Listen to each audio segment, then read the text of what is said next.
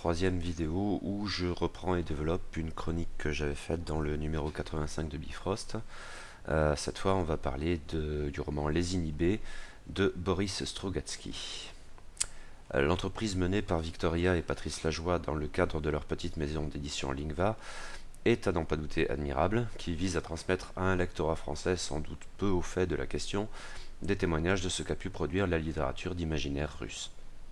Le présent ouvrage, cela dit, tend à se distinguer des précédentes publications de Lingva, ce qui justifie peut-être qu'il inaugure une nouvelle collection du nom de Nuit Blanche.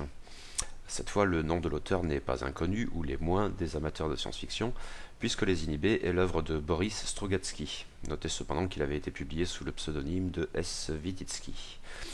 Boris Strugatsky qui, avec son frère Arkady, a bien sûr publié parmi les plus importantes œuvres de la science-fiction soviétique.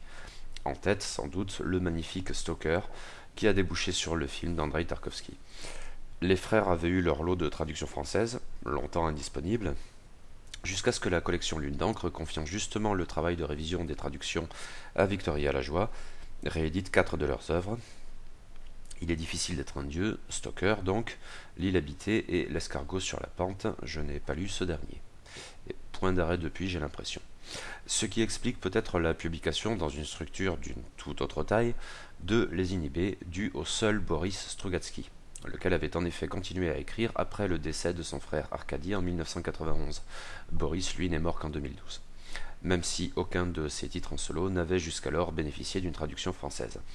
Entreprise bienvenue, là encore, sur le principe du moins. Difficile de résumer Les Inhibés, même si nous disposons ça et là d'indices quant aux propos essentiels du roman, tout de même assez hermétiques. Le caractère blanc de la collection ne doit pas leurrer, ce livre relève largement de l'imaginaire, même si, peut-être, on peut voir dans le postulat SF du livre quelque chose d'un prétexte, et ce plus que jamais. En effet, le roman met en scène des individus relativement divers, liés entre eux cependant, et qui disposent de facultés extraordinaires, d'ordre psychique, disons. Ce que nous découvrons à demi-mot dans les premiers chapitres, et notamment dans le tout premier, où un homme du nom de Vadim est quelque peu brusqué par des individus guère recommandables, qui exigent de lui qu'il intervienne dans une élection toute proche, afin de faire gagner le candidat désigné sous le seul nom d'intellectuel, face à son rival en meilleure posture, le général. Vadim, en effet, semble être en mesure non seulement de voir l'avenir, mais aussi de peser sur lui jusqu'à le transformer. D'autres, autour de lui, encore que la distance soit longtemps maintenue dans ce roman extrêmement bavard et d'un rythme d'escargot sur la pente, et ne développant que bien tardivement les liens entre les différents personnages, d'autres donc bénéficient également de facultés étranges, mémoire eidétique, capacité à percevoir infailliblement le mensonge, ce genre de choses. Ces facultés, ils en jouent professionnellement en faisant leur outil de travail. Pas grand-chose de X-Men, et c'est peu dire. Nos mutants, encore que l'on ne sache rien de l'origine de leurs facultés, sont des individus d'âge variable, parfois aigris, souvent moroses. Peut-être avant tout parce qu'ils savent que leurs pouvoirs, en vérité, et toute considération spectaculaire mise à part, sont le plus souvent inefficaces. Ces inhibés peuvent-ils vraiment en faire quelque chose? Ils en doutent. Ils en doutent peut-être d'autant plus en raison du monde dans lequel ils vivent, un monde marqué de l'empreinte de grands projets, impliquant de grands pouvoirs et de grandes responsabilités, mais qui ont débouché sur le vide, au mieux si ça se trouve. Ils ont dépassé ensemble le stade de la cuite sciemment entretenue. C'est maintenant la Russie post-soviétique, évocatrice d'emblée d'une forme de gueule de bois. On ne peut sans doute pas faire abstraction de ce contexte, pas plus que de la manière de l'aborder, qui peut probablement entrer en résonance avec les œuvres des Strugatsky datant de l'ère soviétique, où le sentiment de médiocrité était parfois, souvent, de mise, et la morosité aussi, ai-je l'impression.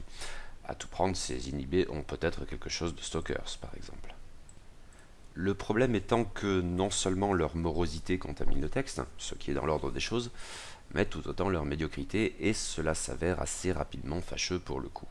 Les inhibés adoptent un pas lent et mortellement ennuyeux, je suis désolé, je ne peux pas le dire autrement, en se dispersant au fil de séquences à peine reliées entre elles, au mieux et à terme, disons donc décousues, passablement bavardes par ailleurs, et plus qu'à leur tour confuses. Si quelques scènes ça et là produisent leur effet, elles sont cependant noyées dans les discussions interminables, et d'autant plus interminables qu'elles sont imprégnées d'absurde, mais aussi de références littéraires permanentes, généralement obscures pour un lecteur français, et horriblement envahissantes. Un des personnages a en effet un goût prononcé pour la citation, suscitant un petit jeu d'abord vaguement amusant, mais bien vite lassant, voire agaçant. Les personnages peuvent passer pour intéressants de prime abord, mais à se noyer dans ces diverses lourdeurs, ils perdent bientôt tout caractère, et il est peu ou prou impossible, à mes yeux en tout cas, de vraiment s'y attacher, quand tout dans le fond du récit aurait dû le justifier.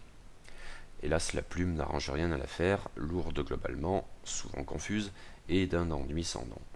Ici, la traduction a sans doute sa part, hélas, qui aurait probablement bénéficié d'un regard davantage externe, d'une direction d'ouvrage plus détachée. Triste résultat, donc, le livre était prometteur et alléchant, mais s'avère un pensum.